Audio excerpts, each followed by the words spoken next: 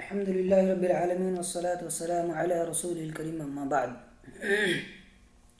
أعوذ بالله من الشيطان الرجيم. بسم الله الرحمن الرحيم. ولا تهنوا ولا تحزنوا وأنتم الأعلون إن كنتم مؤمنين. گر یہی حال رہا ساقی تیرے مے خانوں کا، ڈھیر لگ جائے گا ٹوٹے ہوئے پیمانوں کا. قحط دنیا میں ہے اب ایسے مسلمانوں کا، زور جو توڑ دیا کرتے تھے طوفانوں کا. کوئی خالد ہے نہ طارق ہے نہ ابن قاسم، راستہ صاف ہے بڑھتے ہوئے شیطانوں کا. جس جگہ چاہو جہاں چاہو بہا دو اس کو، خون اس دور میں سستا ہے مسلمانوں کا. جن کے ہوتے ہوئے لٹ جائے غریبوں کے مکان، مرثیاں آؤ پڑھیں ایسے نگہبانوں کا.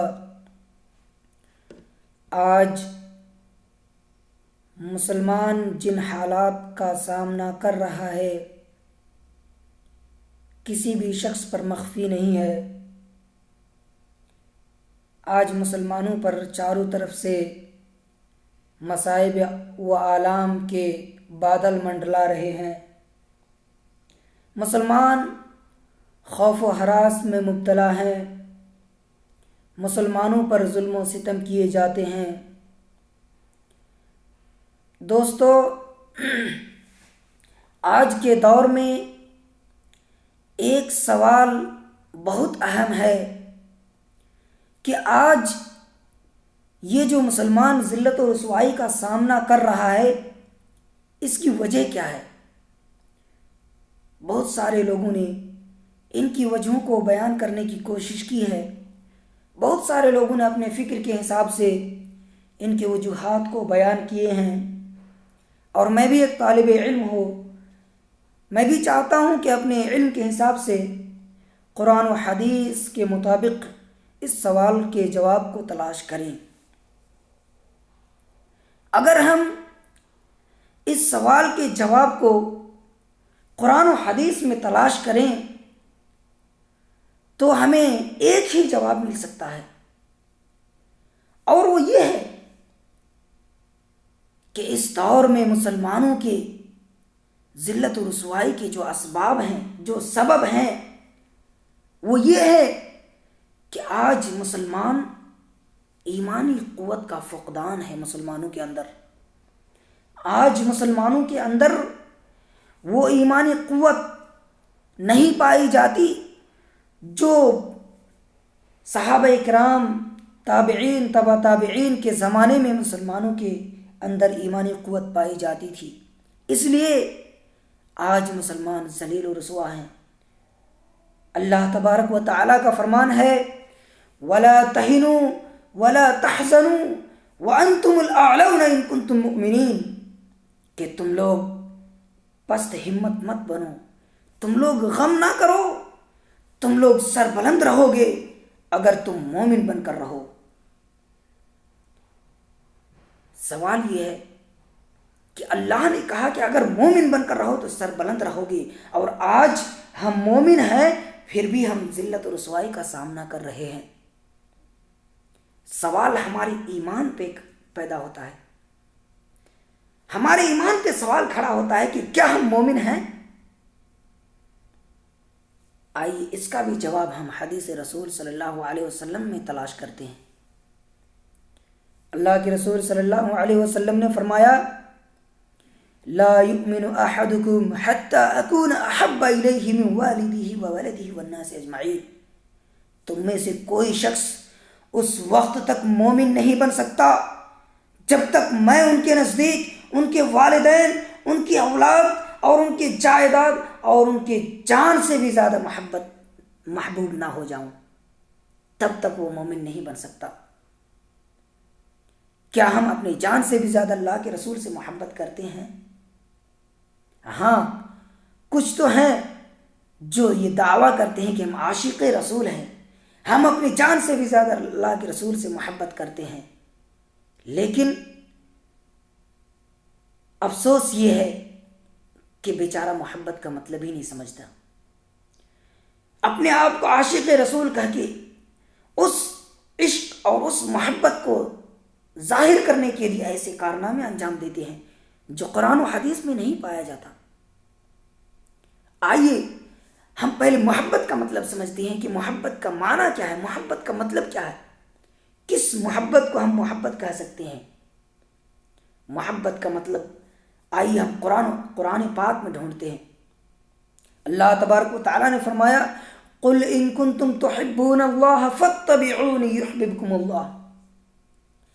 اللہ نے کہا کہ اے نبی ان لوگوں سے کہہ دو کہ اگر تم لوگ محبت کرتے ہو اللہ سے تو میری اتباع کرو، اللہ تم سے محبت کرے گا۔ پتہ یہ چلا کہ محبت اظہار کرنے سے نہیں، محبت اللہ کے رسول اور اللہ کی اتباع میں ہے۔ اگر ہم اللہ کی اتباع کرتے ہیں، اللہ کے رسول کی اتباع کرتے ہیں، اس کی پیروی کرتے ہیں، اس کی فرما برداری کرتے ہیں اور اس کے فرمان کے مطابق اپنے اعمال کو انجام دیتے ہیں تو اللہ ہم سے محبت کرے گا اور یہ ہماری حقیقی محبت ہوگی۔ کسی شاعر نے کہا تھا تعصی الالہ وانت تظہر حبہ ھذا محال فی القیاس بدیع، کہ تم اللہ کی نافرمانی بھی کرتے ہو اور یہ جتلاتے بھی ہو، یہ ظاہر بھی کرتے ہو کہ تم اللہ سے محبت کرتے ہو، یہ تو محال چیز ہے، یہ ناممکن ہے، یہ ممکن چیز ہی نہیں ہے کہ تم اللہ سے محبت بھی کرو اور اس کی نافرمانی بھی کرو۔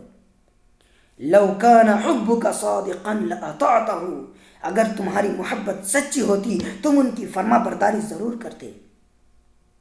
ان المحب لمن يحب مطیع، کیوں؟ اس لیے کہ جو محبت کرنے والا ہوتا ہے، جو محب ہوتا ہے، وہ جن سے محبت کرتا ہے ان کا فرما بردار بھی ہوتا ہے، مطیع ہوتا ہے۔ پتہ یہ چلا کہ محبت کرنے کے لیے ضروری ہے کہ ہم اللہ کے رسول کی اطاعت کریں۔ جس حساب سے اللہ کے رسول نے جن چیزوں کا حکم دیا ہم ان چیزوں کی اتباع کریں، ہم ان چیزوں پر عمل کریں، اور اللہ کے رسول نے جن چیزوں سے ہمیں روکا ہے ہم ان سے اجتناب کریں، تو یہ ہماری سچی محبت ہوگی۔ اور جب ہم اللہ کے رسول سے سچی محبت کریں گے، اپنے جان سے بھی زیادہ محبت کریں گے، اپنے خواہشات کی پیروی نہیں کریں گے، تو اللہ تبارک و تعالی ہم سے محبت کرے گا۔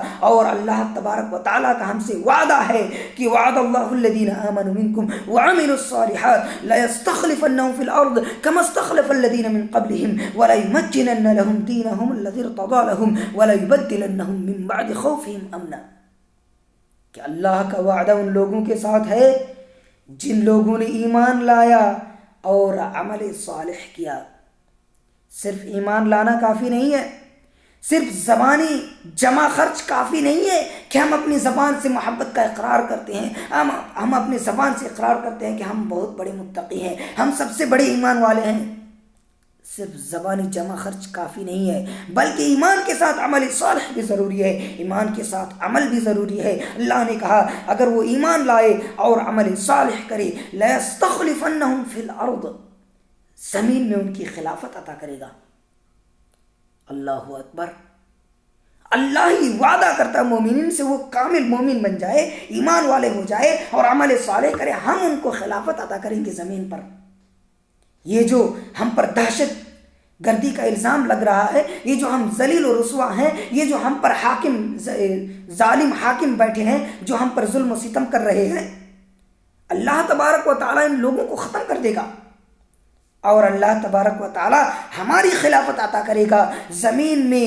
اللہ مسلمانوں کو خلافت عطا کرے گا اگر وہ کامل مومن ہو جائے، اگر وہ اپنے ایمان میں پکے ہو جائے۔ لا يستخلفنهم في الارض كما استخلف الذين من قبلهم، جیسے کہ ان سے پہلے کے لوگوں کو اللہ تبارک و تعالی خلافت عطا کیا تھا۔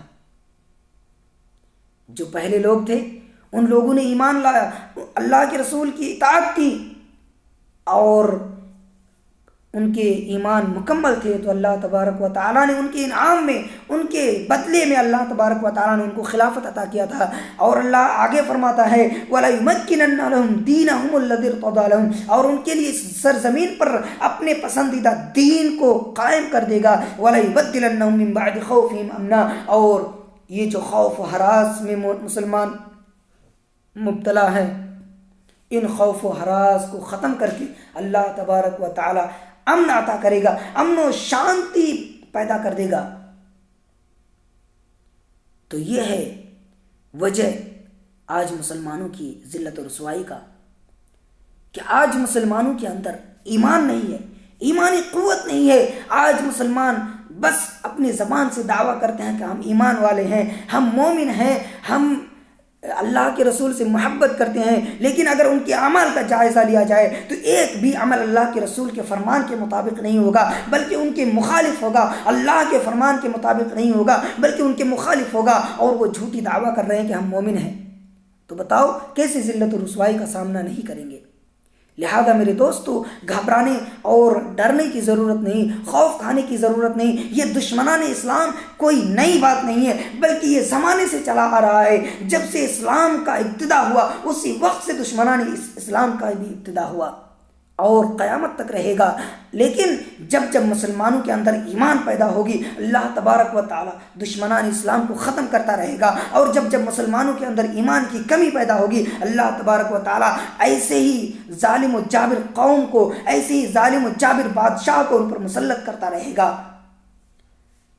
تو میرے دوستو، ضرورت اس بات کی ہے کہ ہم اپنے دین کی طرف پلٹیں، ہم اپنے دین کی طرف رجوع کریں، اللہ سے ہم توبہ کریں اور اپنے ایمان کو مکمل کریں، اور پھر دیکھیں کہ ہماری حالات میں تبدیلی آتی ہے نہیں۔